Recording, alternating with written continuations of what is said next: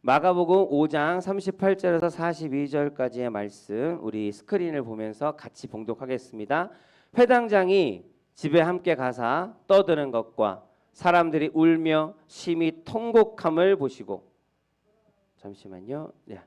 들어가서 그들에게 이르시되 너희가 어찌하여 떠들며 우느냐 이 아이가 죽은 것이 아니라 잔다 하시니 그들이 비웃더라. 예수께서 그들을 다 내보내신 후에 아이의 부모와 또 자기와 함께한 자들을 데리시고 아이 있는 곳에 들어가사 그 아이의 손을 잡고 이르시되 달리다굼 하시니 번역하면 곧 내가 내게 말하노니 소녀야 일어나라 하심이라. 소녀가 곧 일어나서 걸으니 나이가 12살이라 사람들이 곧 크게 놀라고 놀라거늘. 아멘. 달리다쿰이라고도 하는데 그 달리다굼 할 때 그 쿰이 바로 일어나라라는 뜻입니다. 그래서 그 말대로 일어난 하나님 예수님께서 일으키신 기적 중에 하나의 대목을 우리가 같이 읽었습니다. 이 말씀을 본문으로 제목은 그들이 비웃더라라는 제목으로 우리 함께 하나님의 은혜를 나누기를 원합니다. 아멘. 아멘. 날씨가 많이 후덥지근하시죠? 네. 비가 오면 좀 시원해질까 했더니 비 오고 나서 개버리니까 더 후덥지근한 것 같아요. 덥다고 에어컨 너무 세게 틀어갖고 감기 걸리지 마시고, 예. 조금 선선해졌다고 막 움직이시다가 괜히 무리해서 더위 먹지 마시고 항상 체력 안배 잘 하시고 건강하시기를 주의 이름으로 축복합니다. 지난 3월에 혹시 기억나세요? 3월경에 좀 많이 지났지만 3월에는 곳곳에서 산불이 막 있었어요. 우리나라에 큰 불, 몇십 년 만에 가장 큰 불이라고 막 하면서 정말 많은 사람들이 이재민들이 있었죠. 경남 지역이었던 것 같은데 경남 지역에 불이 일어나갖고 축구장이 얼마나 큰지 잘 모르시죠? 축구장 크기로 3만 개, 축구장 3만 개 면적이 타버렸대요 그때.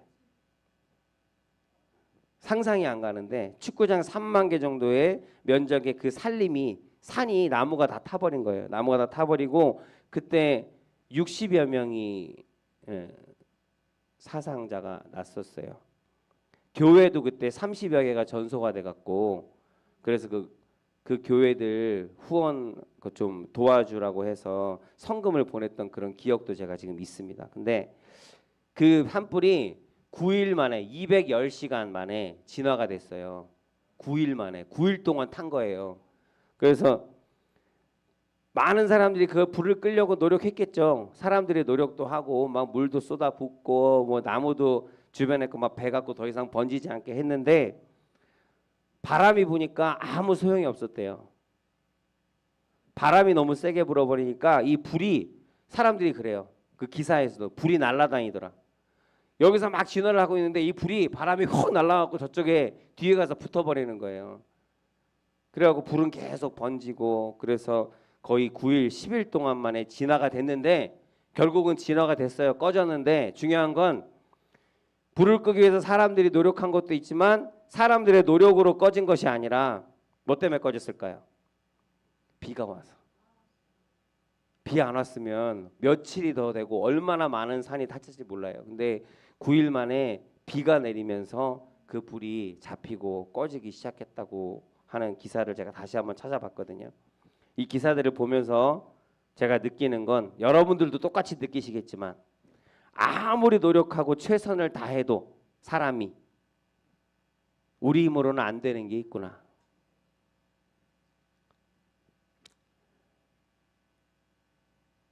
또 지난달에는 비가 너무 많이 왔어요.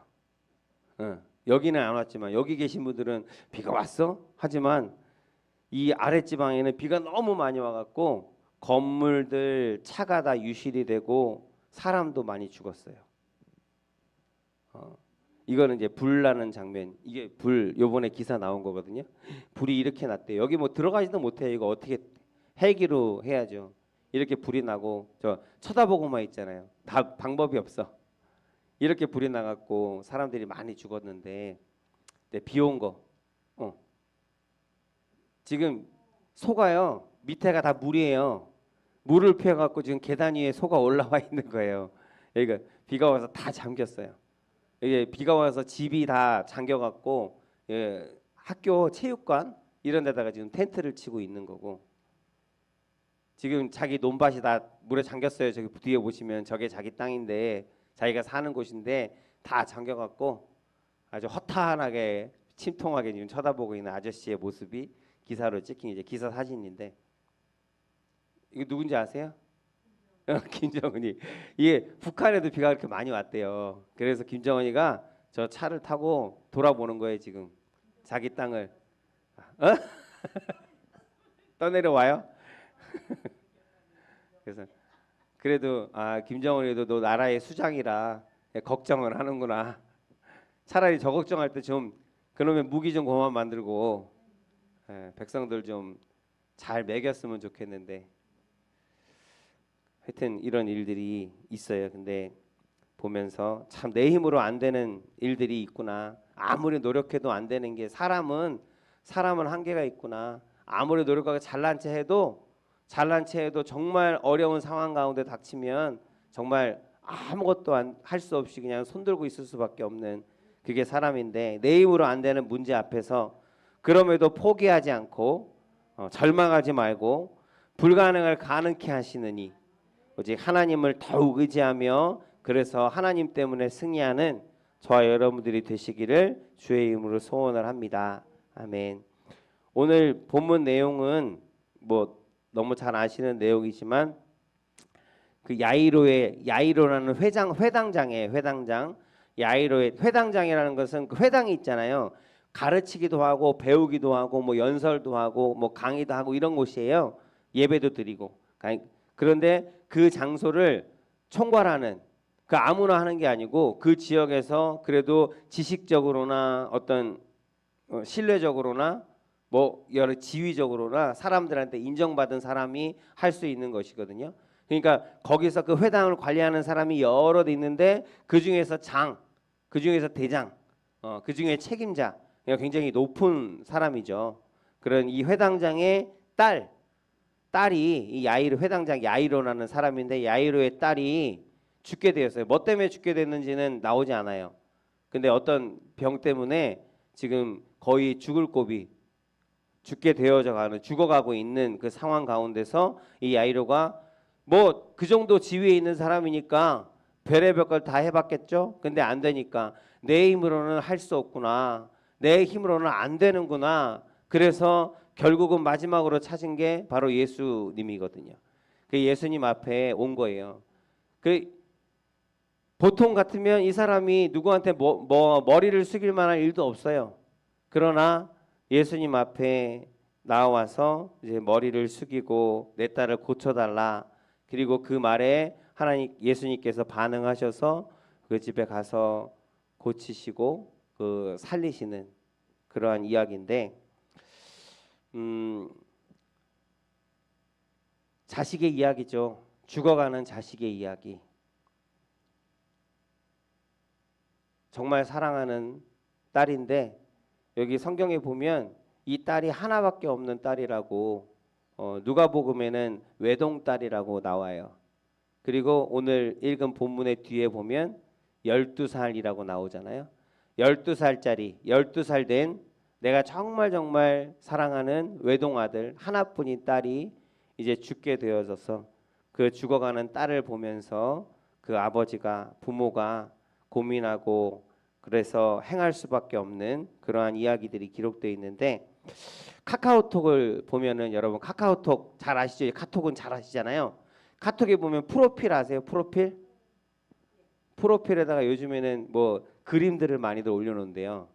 그 왜 사진을 갖다가 그림으로 이렇게 바꿔갖고 지브리인가 뭐 있어요. 이제 그걸로 많이 올려놓는데 이 프로필을 바꾸면 내 친구 나랑 이제 연결되어 있는 사람이 그 프로필을 바꿔버리면 그 알람이 떠요. 이렇게 느낌표가 딱 떠요. 그러면 프로필이 바뀌었다는 거예요. 글자가 바뀌었든지 뭐 사진이 바뀌었든지 바뀌었다는 거거든요. 그 공개를 안 하면 상관없는데 공개하면 그렇게 돼요. 근데 거의 대부분 프로필은 공개를 해요. 왜냐하면 보라고 올리는 거니까. 바뀌었다고 느낌표가 떠서 느낌표가 뜬 것 중에 하나를 제 친구들 중에서 프로필이 바뀐 게 떠서 한번 이제 살펴보는데 그 중에 하나에 이런 글이 있었어요. 제 지인이에요. 저보다 연배는 있으신데 뭐라고 떠 있냐면 딱 봤더니 단장지혜라고 써 있는 거예요. 단장지혜. 들어보셨어요? 들어보셨을 것 같은데 단장 창자가 끊어지는 아픔, 슬픔, 네, 이런 거예요. 그 네 개 글자를 한자로 단장지혜 이렇게 적어 놓은 거예요. 근데 알아요, 제가. 그분이 일찍 그 아이가 네, 죽었어요. 네, 죽었는데 그것 때문에 이제 한 1년 됐나? 근데 그 프로필을 그렇게 바꾸셨더라고요. 바꾸셨는데 그 단장지혜가 뭐냐면 진나라 때 한 장수가 그 총나라 그 옆에 있는 총나라를 정벌하려고 전쟁하려고 가는데 그 전쟁하러 갔다가 이제 정벌을 하고 가는 길에 이제 뭐 진영 왜 가는 길에 잠깐씩 쉬어야 되잖아요. 계속 갈수 멀리 가니까 걸어가다가 이제 한 군데서 하고 이제 식사를 하는데 웬 그 원숭이 새끼가 그 식사하는데 조금 쩔레쩔레 온 거예요. 그래서 그 원숭이도 너도 먹을래? 배고파서 왔냐? 그러고 먹을 걸 줬어. 그랬더니 먹을 걸 맛있게 먹었어요. 나눠 먹고 나서 그 군사 중에 한 명이 이 원숭이를 가지고 싶었던 거야. 새끼니까 귀여워서. 그래서 얘를 묶어갖고 배에 태워갖고 데리고 간 거예요. 배에 태워서 배가 떠났는데 저 멀리서 원숭이 큰 원숭이 엄마 원숭이인 것 같아. 엄마 원숭이가 막 따라오는 거야 배를. 근데 이미 배는 출발을 했고 멀리서 보니까 아 제가 엄마인가 보다. 근데 지금 새끼를 잃어버려 갖고 지금 쫓아오는가 보다 알겠는데 그렇다고 해서 배를 여러 사람이 지금 중요한 임무를 하고 가는데 배를 세울 수는 없고 그냥 배를 타고 쭉 간 거예요 그냥. 근데 정말 한참을 갔어요. 한참을 가서 이제 쉬어야 되니까 어둑어둑해져서 한나절을 간 거죠. 그러니까 그래서 이제 여기서 좀 쉬어야겠다고 무태서 내려갔고 다시 이제 그 자리를 꾸미고 있는데 거기까지 어미 원숭이가 쫓아온 거예요. 거의 100리를 쫓아왔다고 그래요. 100리를 쫓아와서 그 진영에 원숭이가 그 새끼 원숭이가 보이잖아요. 그 새끼 원숭이한테 달려 들어갔고 걔를 안고 그 자리에서 죽었대. 그래갖고 아니 이게 엄마인 거는 확실한데 새끼를 안고 나서 바로 죽어버리니까 아니 왜 죽었지?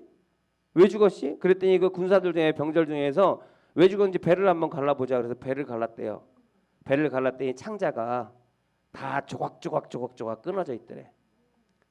그러니까 새끼를 잃어버린 부모의 아픔 그 마음이 막 창자가 끊어지는 것 같은 그런 아픔이다. 그래서 이게 사자성어로 단장지혜라고 그래서 그렇게 표현을 하거든요. 그래서 단장지혜라는 말만 들어도 아 무엇 때문에 이런 말을 썼는지 알겠다라고 이제 보면서 좀 마음이 조금 해졌는데 참척이란 말도 있어요. 참척 이건 저도 잘 못 들어봤는데 보니까 옆에 같이 이렇게 있더라고요. 참척은 뭐냐면 아버지가 돌아가신 것을 하늘이 무너진다고 해서 천붕이라고 한대요. 한자어로 천붕. 아버지가 돌아가시다 천붕. 그리고 자식을 먼저 잃은 것, 자식을 먼저 잃은 일, 그런 슬픔을 참척이라고 한대요. 참척이 무슨 뜻이냐면 이 세상에서 어떤 것과도 비교할 수 없는 아픔, 비교할 수 없는 고통, 그것을 참척이라고 표현을 한대요. 한자로. 그래서 이 세상에서는 이 아픔을 자식을 먼저 하늘나라로 보낸 이 아픔을 설명할 만한 단어가 없다. 그래서 참척, 정말 참혹하고 어떤 그런 것을 그래서 참척이라는 말로 이렇게 표현을 한다라고 하는 걸 제가 보고 제가 잠깐 적어서 이제 말씀을 드립니다. 야이로의 회당장이었어요. 거대한 회당을 관리하는 책임자였어요. 사회적으로 경제적으로 모자람이 없고 그래서 누군가에게 머리를 숙일 만한 일이 평생 없었던 그런 사람이에요. 그런 사람이 이 회당장 야이로가 예수님 앞에 생전 처음 보는 사람 앞에 무릎을 꿇는 거예요. 머리만 숙이는 것이 아니라 무릎을 꿇는 거예요. 무릎을 꿇고 간절하게 청할 수 있었던 그 이유가 뭐냐면 바로 그 마음 가운데 참척, 내 딸이 죽을 수 있다.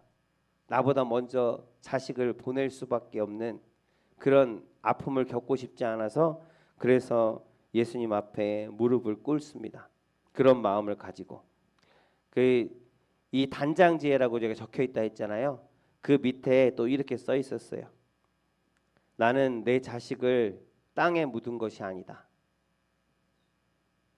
나는 내 자식을 마음에 심었다.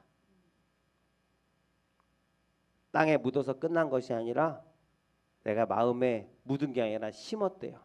그래서 내 마음에서 내 자녀는 계속 자라고 있는 거예요.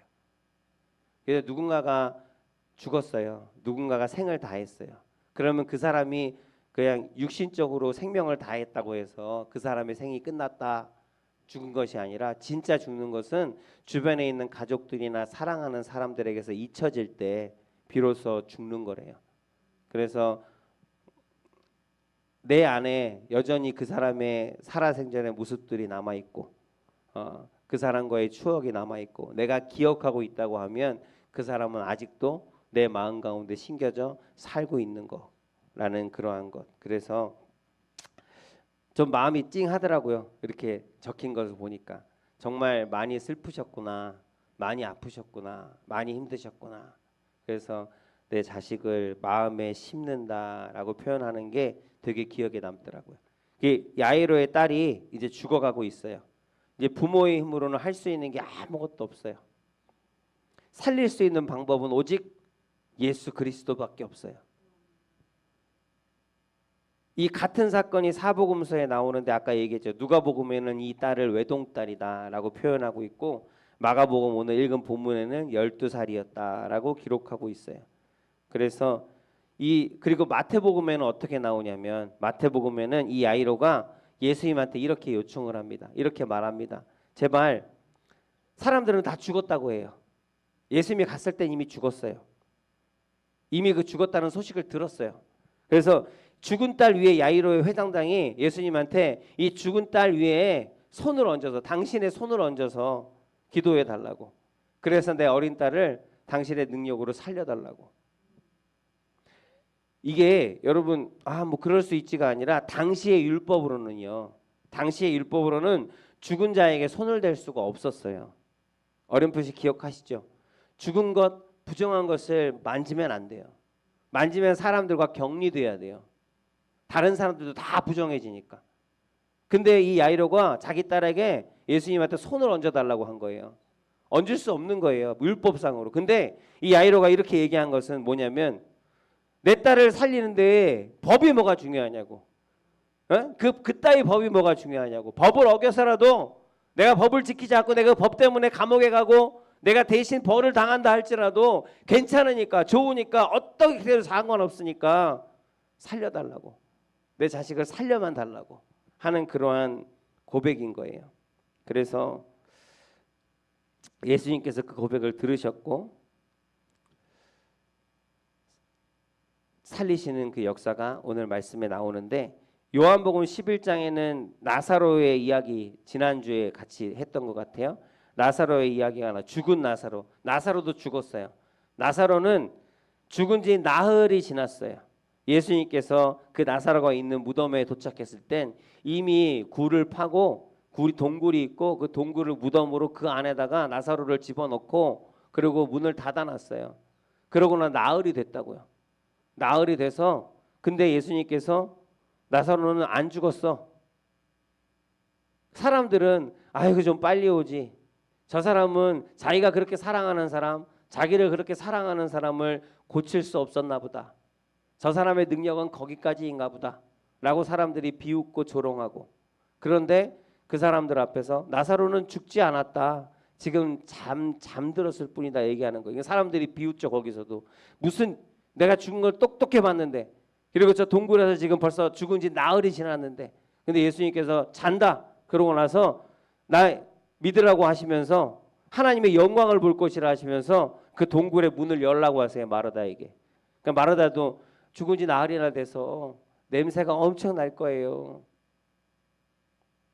그럼에도 불구하고 네가 내가 말한 대로 행하면 네가 하나님의 영광을 볼 것이라고. 그래서 그 말에 순종해서 동굴을 열고 나사로야 나오너라 했을 때 그 붕대를 감고 있는, 뭐 우리 눈으로 보진 않았지만 나사로가 살아서 걸어 나오는 것을 모든 사람들이 보게 되어지고, 그래서 하나님이, 예수님이 바로 이 모든 생명을 주관하는 능력이 있는 참 하나님이시구나라는 것을 모든 이들이 알게 되었던 그러한 사건입니다.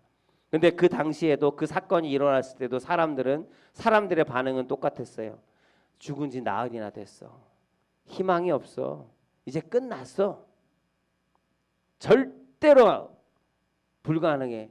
사람들이 예수님께서 오셨을 때 예수님을 비웃고 조롱하고 사람들이 다 비웃었더라. 오늘 제목과 같이. 그런 비웃는 사람들의 말에 예수님은 전혀 흔들리지 아니하시고 그저 이 모든 것들을 하나님의 영광을 보게 하시는 하나님의 뜻이라고 하시면서 하나님의 능력을, 하나님의 살아계심을 하나님 보이시는 놀라운 그러한 사건으로, 놀라운 계기로, 기회로 바꾸시는 그러한 예수님의 모습을 우리가 봅니다. 이 말씀처럼 모두가 끝났다고 하더라도 포기하지 않고 정말 간절함으로 주님께 달려가는 저와 우리 성도님들 되시기를, 우리 모두가 되기를 주의 이름으로 축복합니다. 오늘 본문의 바로 앞에는 혈루병 여인의 이야기가 나와요. 그 얘기도 잘 아시죠? 혈루병 여인이 옷자락을 만지고, 그래서 이거는 뭐 다 아는 얘기가 넘어가면 네 믿음이 너를 구원하였다라고 하시면서 그 혈루병 여인이 고침받은 것을, 그리고 그 영혼까지도 하나님께서 축복하시는 그 말을 하실 때 야이로의 집에서 사람이 와요. 달려와요. 그 뭐라고 얘기했을까요? 끝났습니다. 이제 당신의 딸이 죽었습니다. 이미 죽었습니다. 그러니까 더 이상 이 사람을, 이 예수님을 더 이상 괴롭히지 마십시오. 힘들게 하지 마십시오. 그 야이로의 집에서 사람들이 와서 그렇게 얘기하는 거예요. 딸이 이제 죽었습니다. 그런데 이 말을 할 때 이 사람들이 얘기를 듣고 36절에 기가 막힌 말씀을 하세요. 헬라어로 파락시오라고 해요. 파락시오. 듣고도 들었어요. 누구나 다 들었어요. 예수님도 들었어요. 그런데 들은 것을 전혀 개의치 아니하시고 무시하시고 들은 척도 하지 않으시고, 예수님께서 그게 뭐 어쨌다고, 그게 나와 무슨 상관이야 라고 하시면서 예수님께서는 끝났다, 망했다, 죽었다라고 하는 그 말에 반응하시는데 어떻게 말씀하시냐면, 그저 너희는 그 말에 귀 기울이지 말고, 사람들이 비웃더라도, 사람들이 손가락질하더라도, 사람들이 뭐라고 끝났다고 망했다고 아무리 부정적인 말을 할지라도 거기에 휩쓸리지 말고 너희는 두려워하지 말고 그냥 나를 믿기만 해라 라고 말씀하세요. 내가 한다, 내가 살린다, 아무리 안 된다, 끝났다고 해도 나는 할 수 있다 라고 하시는 그 뜻을 하나님께서, 예수님께서 말씀하시는 것인 줄로 믿습니다. 여러분, 어둠 속에서 빛을 보는 것이 믿음이래요. 마태복음 13장에 보면 겨자씨의 비유가 나오거든요. 겨자씨의 비유. 이게 천국을 표현하는 거예요. 천국을 겨자씨로 표현을 하는데 어떻게 표현해요? 여러분 기억나세요? 겨자씨는 모든 씨앗 중에서 가장 작아요. 근데 이 가장 작은 씨, 눈에 보이지도 않는 이 작은 씨앗을 땅에 심었어요. 심었더니 겨자씨는 너무나 작은데 땅에 심었더니 어느새 나도 모르는 새에 그것이 아주 큰 나무가 되어 있고 그 나무에 새들이 와서 노래를 하더라. 천국은 그런 것이다. 우리가 보기에는 보잘것없어 보이고 작아 보이고 아무것도 아닌 것 같지만 하나님의 말씀도 지금 당장 우리의 눈에 보이는 아무것도 보이는 것이 없는 것 같지만 그저 말씀일 뿐이고 그게 될까라고 의심할 수밖에 없는 불가능한 것 같은 그런 말씀이지만 그 말씀을 너희가 믿음으로 받으면, 그 믿음 가운데 하나님의 말씀을 심으면, 그 겨자씨와 같은 믿음으로 심은 것이 자라게 되어지면 큰 나무가 되어서 새들이 깃들고 노래하는 풍성하고 충만한 그것이 바로 천국이다라고 천국을 비유해서 겨자씨에 말씀하시는데, 믿음은 바로 이와 같다는 거예요. 겨자씨를 보면서, 이 작은 씨앗을 보면서 새의 노래소리를 듣는 게 믿음이래요. 무슨 말씀인지 아시겠어요? 그 모든 것들, 지금 정황상 이것을, 이 겨자씨가 심겨져서 큰 나무가 되어지고 그 나무에 새가 찾아오고 노래하는 그 노래소리를 그냥 내가 믿음으로 그 겨자씨를 바라보면서 그 겨자씨에서 새의 노래소리를 듣는 것, 그게 믿음이라는 거예요. 죽었습니다. 예수 안에서 생명을 보게 되기를. 불가능합니다. 그 말에 할 수 있거든요. 무슨 말이냐? 믿는 자에게는 능히 못함이 없느니라. 이렇게 우리가 다시 선포할 수 있는 그러한 믿음이 저와 여러분 가운데 있기를 원합니다. 그 믿음으로 하나님을 기쁘시게 할 수 있어요. 그 믿음이 하나님이 이 세상에 권세 잡은 자들을 정복하고 다스리는 그 사람들이 감히 감당할 수 없는 그러한 사람으로 살아갈 수 있는 능력이 되어집니다. 하나님께서 여기 계신 한 여러분 한 분 한 분을 위해서 죽으시고 부활하셨다는 그 사실을 우리가 이 시간 다시 한번 기억하고, 죽기까지 우리를 사랑하시는 여러분, 그래서 사랑하셔서 여러분을 위해서 놀라운 일을 행하실 것을 더욱 확신하게 되어지는 오늘 말씀이 되어지기를 소원합니다. 여러분, 하나님의 말씀을 바로 알아야 합니다. 야이로의 집에 도착을 했습니다. 도착했는데 어떤 일이 일어났을까요? 야이로의 집에 도착을 했어요. 죽었다는 소식을 이미 들었어요. 그럼에도 불구하고 야이로와 함께 예수님께서 그 야이로의 집으로 갑니다. 그 딸이 병들어서 죽었다는 그 집으로 가요. 근데 그 집에 가니까 벌써 울음소리가 가득합니다. 당시에는 장례를 하잖아요. 그 장례를 하면 우는 사람들을 돈을 주고 샀대요. 우리도 그랬잖아요. 우리도 그랬잖아요. 예전에는. 지금은 어떤지 모르겠지만 그 집에서 장례를 치를 때는 곡소리가 끊이지 아니하도록 항상 뭐 가족들이 계속하면 가족들은 손님들도 맞이해야 되고 하잖아요. 할 일들이 있으니까 돈을 주고 우는 사람을 사는 거예요. 그래서 눈물이 보이지 않더라도 거기서 어이 어이 하면서 우는 소리를 어렸을 때 들었던 것 같아요. 이 당시 여기 이 팔레스타인 지역에서도 예수님께서 계시던 그 당시에도 장례를 하면 우는 사람을 돈을 주고 사는 거예요. 그래서 돈을 주고 사서 우는 사람들의 우는 소리가 그 집에 가득한 거예요. 벌써 장례는 치러지고 있는 거야. 장례식이 벌써 준비가 되어지고 있어. 야이로 아빠가 오면 이제 장례를 치러야 되려고, 장례를 치르려고 지금 준비를 하고 있는 사람들은. 그러면 그 사람들의 마음이 이 딸은 죽었어, 끝났어, 다시는 살아날 수 없어 라는 그러한 마음으로 의심하지 않냐고 장례를 준비하고 있는데, 예수님께서 오셔서 그 모습을 보시고 나서 예수님께서 말씀하시는 거예요. 이 아이는 죽은 것이 아니야. 지금 잔다. 나사로와 같이 똑같이 말씀하세요. 이 아이는 지금 자. 내가 깨울 거야. 그 말을 듣고 사람들이 비웃더라라고 하는 게 오늘 제목으로 정한 거예요. 사람들이 그 말을 듣고 비웃더라. 아무도 믿는 사람들이 없어. 아무도 믿는 사람들이 없어. 그 가운데서 예수님만이 홀로 그 아이는 죽지 않았다. 잔다. 내가 깨울 거야 라고 하십니다. 사람들이 우리들을 때로는, 우리 기독교인들을 때로 좀 비웃는 그런 모습들을 볼 때가 있습니다. 야, 도대체 기적이 어디 있어? 기도한다고 뭐가 달라져? 교회 간다고 떡이 나와 밥이 나와? 교회 가면 떡도 나오고 밥도 나옵니다. 네. 그리고 영원한 생명을 얻습니다. 영원한 기업을 받습니다. 기도하면 달라집니다. 하나님께서 우리에게 주신 유일한 무기이고 축복이고 선물입니다. 그것을 우리가 믿음으로 사용하면 놀라운 일들은 지금도 일어납니다. 바라는 것이 실제가 되게 하는 능력이 바로 이 기도에 있습니다. 말씀을 많이 읽고 말씀을 많이 아는 것도 중요해요. 근데 그 말 더 중요한 것은 그 말씀을 통해서 하나님을 바로 아는 것입니다. 하나님이 도대체 어떤 분이신지, 나에게 어떤 분이신지, 내게 어떤 것을 행하셨고 어떤 것을 행하실 분이신지, 나를 위해 어떤 약속을 하시고 그 약속을 지키기 위해 지금도 하나님 어떻게 일하시는지, 하나님 우리를 사랑하실 때 어떻게 사랑하시며, 하나님께서 그 역사를 주관하시며 그 역사에 주관하시는 하나님께서 나의 삶도 주관하시는 하나님이신 것을 우리가 믿음으로 고백하며 하나님의 하나님 되심 우리가 인정하며 살아갈 때 하나님 그 말씀이 능력으로 우리의 삶 가운데 나타나게 될 줄로 믿습니다. 병든 자를 고치시는 하나님이십니다. 아멘.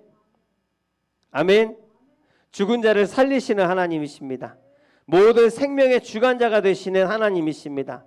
하나님, 이 하나님을 바로 알고 바로 믿음으로 하나님이 보시기에 부족함이 없는 삶을 사는 저와 여러분들 되시기를 예수 그리스도의 이름으로 축복합니다. 그리고 마지막으로 여러분, 믿음과 간절함이 기적을 만드는 것입니다. 기적은 믿음이 없으면 되어지지 않아요. 내 믿음대로 될지어다 괜히 그렇게 얘기하신 게 아니에요. 그 38년 된 병자에게 네가 낫기를 원하느냐 괜히 물어보신 게 아니에요. 마음 가운데 믿음이 있고 간절함이 있을 때 하나님께서는 그 믿음을, 그 간절함을 사용하셔서 하나님의 능력을 나타내십니다.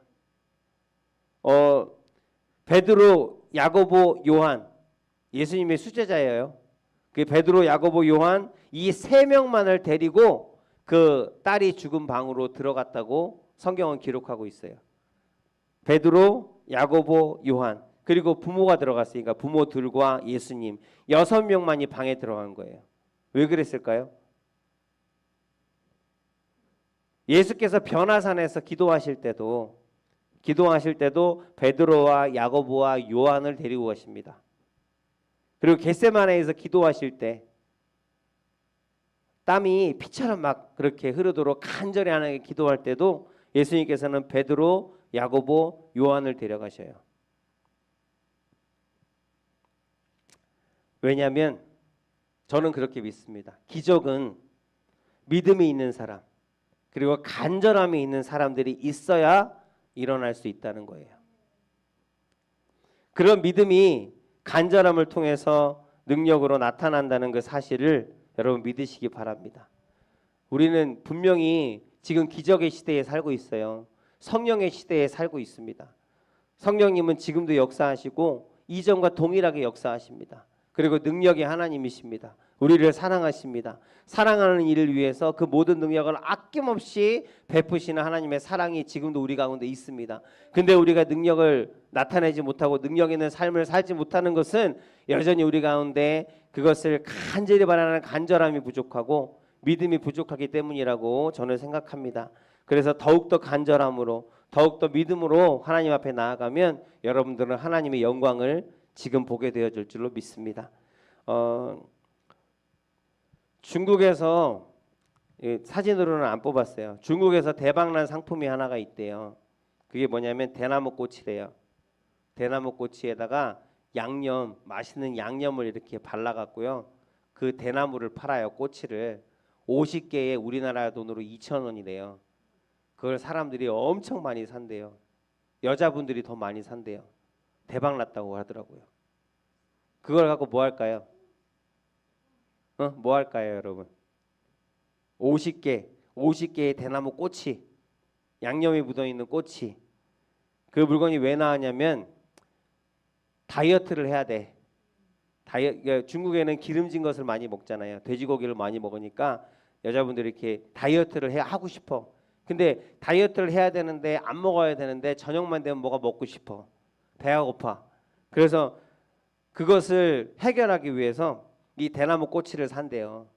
그래서 뭐가 먹고 싶을 때 양념이 묻어 있어요. 양념이. 그 양념을 핥아 먹는 거예요. 이렇게 양념을 핥아 먹어서 그렇게 그 배고픔을 견딘대요.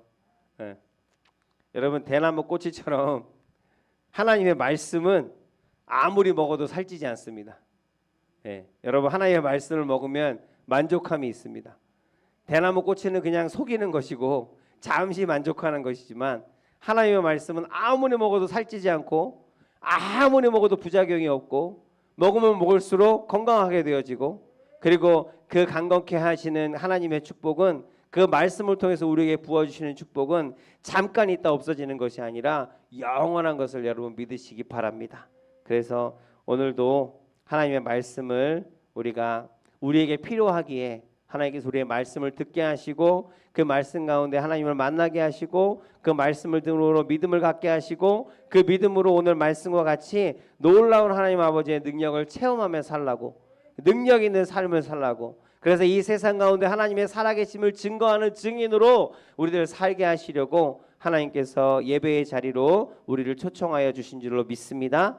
여러분, 야이로의 딸이 달리다굼이라는 예수님의 말씀으로 살아난 것과 같이 여러분도 하나님의 말씀으로 여러분들의 삶이 살아날 것을 믿습니다. 오늘 그렇게 기도하고 그렇게 되어질 것을 믿고 감사함으로 하나님께 나아가기를 원합니다. 여러분도 우리 성도들 가운데 환우들이 많이 있는 걸 아시죠? 그리고 경제적으로나 이런 쪽으로 어려운 가운데 있고 성도님의 가족들도 있습니다. 하나님 위에 중보할 때, 하나님 우리가 믿음으로 기도할 때, 간절히 기도할 때 반드시 하나님 아버지의 놀라우신 능력이 나타나게 되어질 줄로 믿습니다. 찾아가고 만나 주실 줄로 믿습니다. 우리 주님의 이름 3번 크게 외치고 우리 통성으로 기도하겠습니다.